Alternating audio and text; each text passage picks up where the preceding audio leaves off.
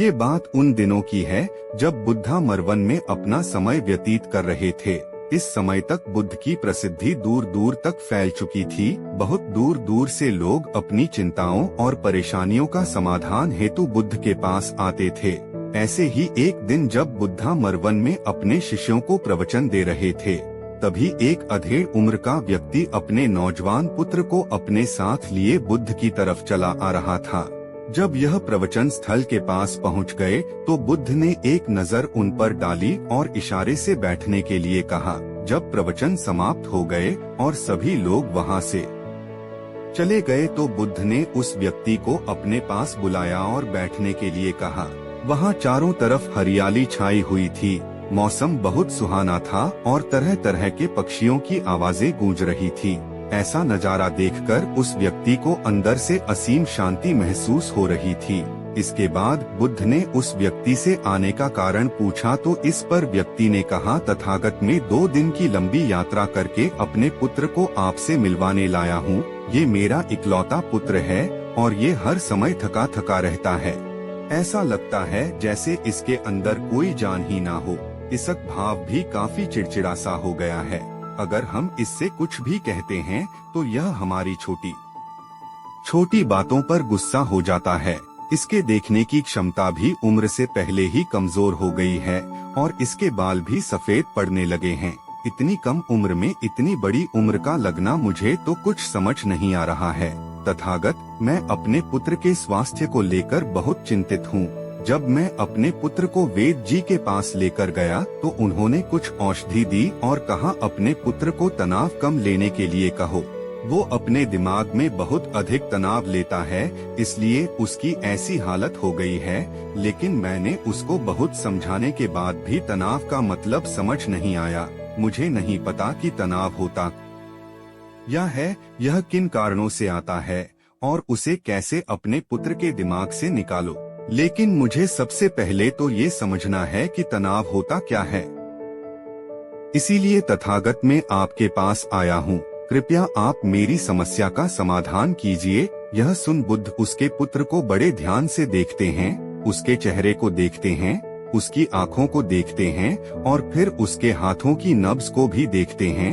यह सारी विधि करने के पश्चात बुद्ध उस व्यक्ति से कहते हैं कि तनाव लेना तो कोई नहीं चाहता, लेकिन फिर भी ये तनाव लोगों के दिमाग को दीमक की तरह पकड़ लेता है और व्यक्ति जान भी नहीं पाता है कि वह तनाव में जी रहा है।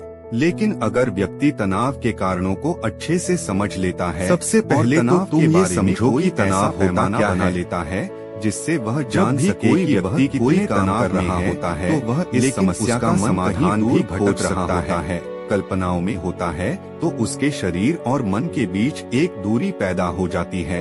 ये दूरी जितनी अधिक होगी व्यक्ति उतनी ही ज्यादा बेहोशी की अवस्था में होता है और शरीर व मन के बीच की इसी दूरी और खिंचाव को तनाव कहा जाता है। आखिर कोई पसंदीदा खेल खेलने के बाद व्यक्ति चुस्ती और प्रसन्नता से क्यों भर जाता है, जबकि उसने तो अपने शरीर को थकाया है। लेकिन समझने वाली बात यह है कि खेलते समय मन और शरीर एक साथ पूरी तरह से उस खेल में केंद्रित होते हैं, जिससे शरीर और मन के बीच दूरी पैदा नहीं होती और कोई तनाव पैदा नहीं होता। और अगर दिमाग में कोई तनाव था तो वह भी दूर हो जाता है। लेकिन इसके विपरीत जब हम कोई ऐसा काम करते हैं जो हमें पसंद नहीं है तो हमारा शरीर तो उस काम को कर रहा होता है, लेकिन हमारा मन कहीं दूर कल्पनाओं में भटक रहा होता है, जिससे शरीर और मन के बीच एक दूरी पैदा हो गई और तनाव ने जन्म ले लिया। इसलिए व्यक्ति को एक समय पर सिर्फ एक ही काम करना चाहिए और अपने तन और मन की सारी शक्ति उसी एक काम पर लगा देनी चाहिए, जिससे व्यक्ति के अंदर तनाव पैदा ही ना हो। इसके बाद बुद्ध ने कहा, तनाव पैदा होने के मुख्य 8 कारण होते हैं और जिसने इन कारणों को समझ लिया वो जीवन भर तनाव मुक्त रह सकता है। मुख्य कारणों में सबसे पहला कारण है अति महत्वाकांक्षी होना। महत्वाकांक्षी होना अच्छी बात है, लेकिन क्या कभी आपने इस बात पर ध्यान दिया है कि इंसान के लक्ष्य कभी पूरे ही नहीं होते हैं? उसका एक लक्ष्य पूरा हुआ नहीं कि वह दूसरे की तरफ भागने लगता है। दूसरा पूरा हुआ तो तीसरे की तरफ, और इस तरीके से वह अपने लक्ष्यों को पाने के लिए जिंदगी भर गोल गोल घूमता रहता है। इसीलिए जो व्यक्ति अति महत्वाकांक्षी होता है, जिसने बड़े बड़े लक्ष्य बनाए होते हैं, वह वर्तमान में कभी रह नहीं पाता है। उसका मन सदैव भविष्य की योजनाएं बनाने में ही व्यस्त रहता है।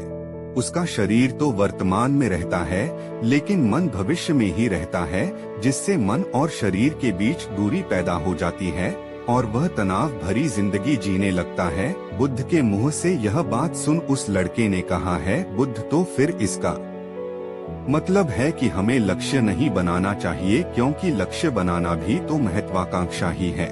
इस पर बुद्ध ने कहा, जीवन में लक्ष्य बनाना कोई गलत बात नहीं है, लेकिन समस्या तब उत्पन्न होती है जब वो अपना पूरा ध्यान उस लक्ष्य से मिलने वाले परिणाम पर ही लगा देते हैं और उसके परिणाम की चिंता करते रहते हैं। व्यक्ति को वर्तमान में जीना आना चाहिए। आप लक्ष्य बनाइए और उस लक्ष्य की प्राप्ति के लिए कड़ी मेहनत करिए, लेकिन साथ ही साथ आपको इस बात का भी ज्ञान होना चाहिए कि आप अभी वर्तमान में जी रहे हैं और वर्तमान ही सत्य है। बुद्ध ने आगे कहा, तनाव का दूसरा सबसे बड़ा कारण है ईर्ष्या करना है।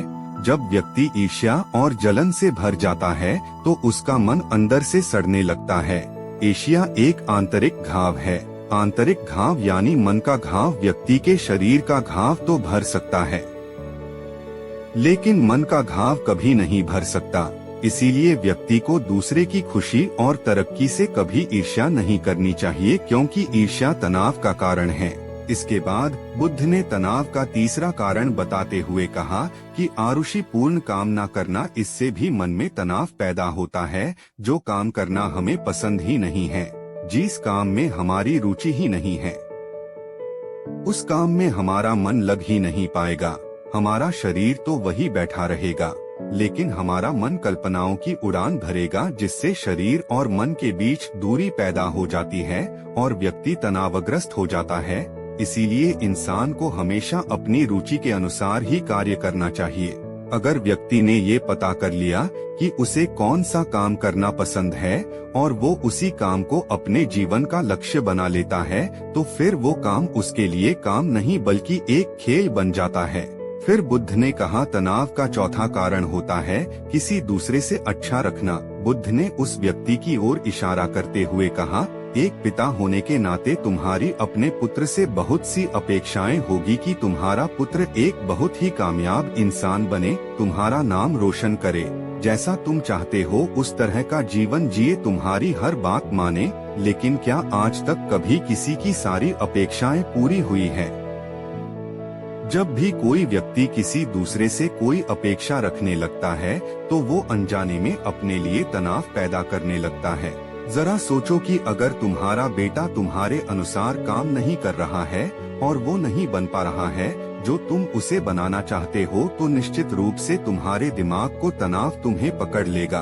तुम तनाव से भरा जीवन जीना शुरू कर देंगे और इस तनाव के बस में आकर ऐसा व्यवहार करोगे, ऐसी बातें करोगे कि तुम्हारा अपने पुत्र के साथ संबंध और भी खराब होता चला जाएगा। इसीलिए व्यक्ति को जितना हो सके उतनी कम अपेक्षाएं दूसरों से रखनी चाहिए, और अगर पूरी तरह से तनाव मुक्त रहना है तो दूसरों से अपेक्षा रखना ही बंद कर दो। इसके बाद बुद्ध ने कहा कि शारीरिक कष्ट भी इंसान के तनाव का एक कारण होता है। जब व्यक्ति किसी शारीरिक पीड़ा से गुजर रहा होता है तो उसका पूरा ध्यान अपने उस शारीरिक दर्द पर होता है और वो पूरे दिन बस उसी के बारे में सोचता रहता है, जिससे उसका मन दुख के विचारों से भर जाता है और ऐसी स्थिति में व्यक्ति तनावग्रस्त रहने लगता है। यह सुन उस व्यक्ति ने कहा कि है बुद्ध, शारीरिक दुख तो किसी भी व्यक्ति को हो सकता है, तो फिर क्या हुआ? व्यक्ति जीवन भर तनाव में ही जिएगा। इसका जवाब देते हुए बुद्ध ने कहा कि इंसान को ये बात समझनी चाहिए कि हमारा जीवन दुखों का आधार है। जैसे जैसे हमारा जीवन आगे बढ़ता है, इसमें दुख आते हैं, बीमारियां आती है और फिर अंत में मृत्यु भी आती है। तो बीमारियां इंसान के जीवन का अभिन्न अंग है, कोई इनसे बच नहीं सकता। बस किसी किसी के जीवन में ये समय से पहले आ जाती है तो किसी के बाद में आती है। जब इंसान का मन इस बात को अच्छे से समझ लेगा तो फिर वह अपनी बीमारी के बारे में सोच सोच कर ज्यादा तनाव नहीं लेगा, क्योंकि तो फिर इसके बाद मैं क्या करूँगा। इसलिए व्यक्ति को अपनी योजनाओं को ठीक से समझने के लिए पूरा समय देना चाहिए, ताकि बाद में उस योजना की वजह से तनाव पैदा ना हो। तनाव का 7वां सबसे बड़ा कारण है टालमटोल करना। आज के काम को कल पर टालना। आप लोगों ने यह कहावत तो सुनी होगी कि आलस्य इंसान के शरीर का सबसे बड़ा शत्रु है। इंसान आलस्य की वजह से आज के काम को कल के लिए टाल देता है।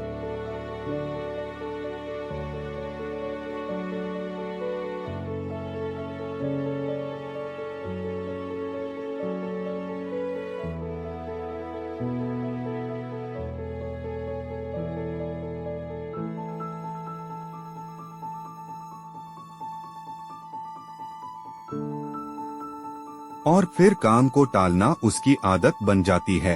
काम को कल पर टालने वाले व्यक्ति का काम कभी भी समय पर पूरा नहीं हो पाता है, और अगर किसी तरह से पूरा हो भी जाता है तो वह उतना अच्छा नहीं हो पाता है जितना अच्छा उसे किया जा सकता था, और फिर यह बात व्यक्ति के अंदर तनाव पैदा करती है।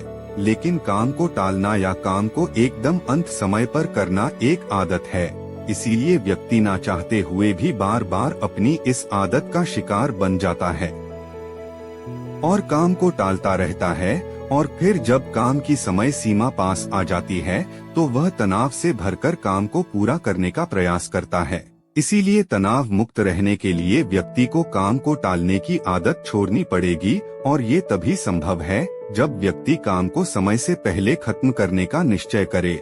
सबसे आखिरी और सबसे प्रमुख कारण जो तनाव का होता है वो है ज्यादा सोचना। लगातार सोचते रहना भी एक बीमारी है, और यह उस व्यक्ति में सबसे ज्यादा पाई जाती है जो सिर्फ कल्पनाएं करता है, जो अतीत की घटनाओं और भविष्य की बातों के बारे में सोचता रहता है, जो बेवजह के अनुमान लगाता रहता है।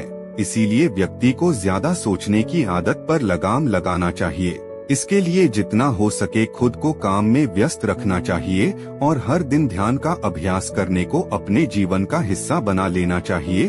बुद्ध के मुंह से यह सारी बातें सुनकर उस व्यक्ति ने हाथ जोड़कर कहा, बुद्ध मेरा पुत्र तो अभी मात्र 20 वर्ष का ही है, और इसमें अभी इतनी समझ भी नहीं है कि यह आपकी बताई सारी बातों का एक साथ पालन कर सके।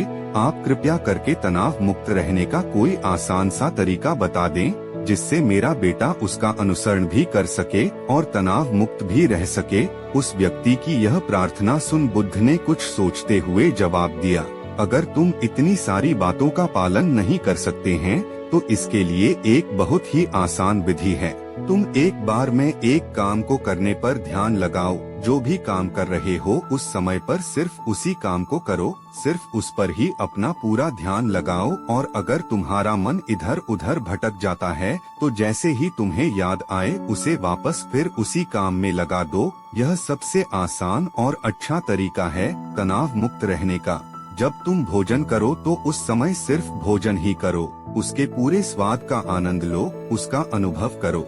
जब चलो तब अपना पूरा ध्यान सिर्फ चलने में ही लगा दो। इससे तुम्हारा मन और तुम्हारा शरीर दोनों एक जगह पर केंद्रित रहेंगे, दोनों के बीच दूरी पैदा नहीं होगी, जो कि तनाव का मुख्य कारण होती है। इसीलिए जहाँ तक संभव हो सके एक समय पर सिर्फ एक ही काम करने का प्रयास करें।